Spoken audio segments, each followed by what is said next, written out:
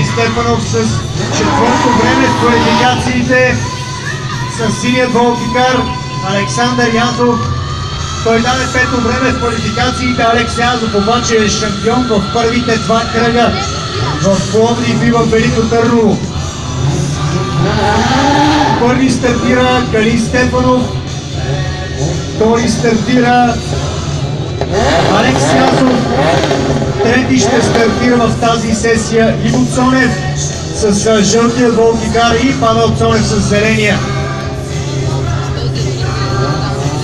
Втора сесия от директните елиминации.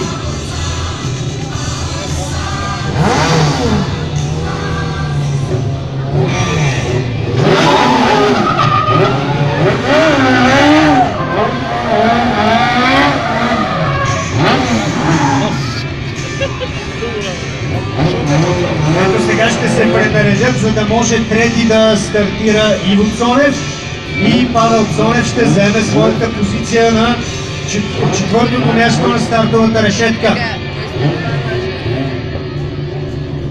Първи Кали Стефанов с номер 7, лилавият волтикар, втори стартира Александър Язов с синият волтикар с номер 9, трети Иво Цонев с жълтия волтикар с номер 13 и четвърти с номер 12, зеленият волтикар, който ще бъде управляван